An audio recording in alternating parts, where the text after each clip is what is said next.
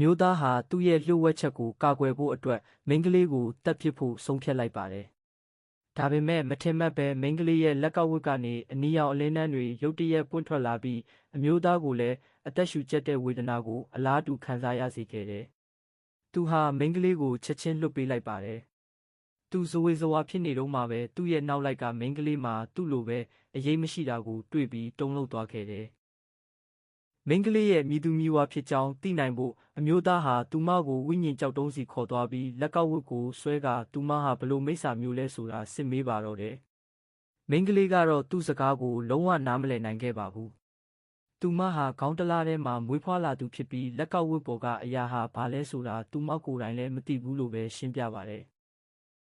တကယ်တော့မိန်းကလေးရဲ့လက်ကောက်ဝတ်ပေါ်ကအနီရောင်အလင်းဟာမိစ္ဆာတိုင်းမှာရှိတဲ့ထူးခြားတဲ့အမှတ်အသားတစ်ခုဖြစ်ပြီးလွှဲပြောင်းပေးလို့မရတယ်လို့ပေးကမ်းလို့လည်းမရပါဘူး။ဒါကြောင့်အမျိုးသားကမိန်းကလေးဟာလိန်ညာနေတယ်လို့ကောက်ချက်ချလိုက်ပါတယ်။သူဟာမော်ပညာကိုသုံးပြီးမိန်းကလေးရဲ့အမှတ်အသားကိုအတင်းအကျပ်စစ်ဆေးခဲ့ပေမဲ့ဘာမှရှာမတွေ့ခဲ့ပါဘူး။ဒါကအမျိုးသားကိုပိုပြီးဒေါသထွက်စေခဲ့တယ်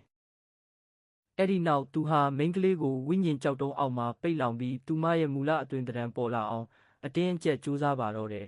။မထင်မှတ်ပဲမိန်းကလေးရဲ့အမှတ်အသားကနေထွက်ပေါ်လာတဲ့စွမ်းရည်တွေကြောင့်အခန်းထဲကစာအုပ်တွေအားလုံးဟာသူမရဲ့ပတ်လည်မှာတအုပ်ပြီးတအုပ်ဝိုင်းပတ်ပြန်တန်းနေခဲ့တယ်။အမျိုးသားကသူ့ရဲ့မော်ပညာကိုပြန်ရုပ်သိမ်းလိုက်တော့မှစာအုပ်တွေကငြိမ်သက်သွားခဲ့ပါတယ်။စောင့်ကြက်နေသူတွေကတော့အလွန်မင်းထိတ်လန့်သွားကြတယ်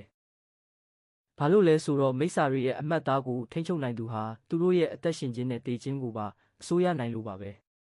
အမျိုးသားဟာမိန်းကလေးကိုတတ်ဖို့ထပ်ပြီးဆုံးဖြတ်လိုက်ပြန်တယ်။ဒါပေမဲ့သူ့ရဲ့စွမ်းအားတွေကိုစတင်လိုက်တာနဲ့သူ့ရဲ့ရင်ဘတ်ထဲမှာဆူးရှာတဲ့နာကျင်မှုကိုခံစားလိုက်ရပါတယ်။အဲ့ဒီတော့မှမိန်းကလေးအပေါ်ပြုလုပ်တဲ့ဘလို့ထိခိုက်မှုမဆိုသူ့စီကိုနှစ်ဆပြန်ရောက်လာမယ်ဆိုတာကိုသူသဘောပေါက်သွားပါတော့တယ်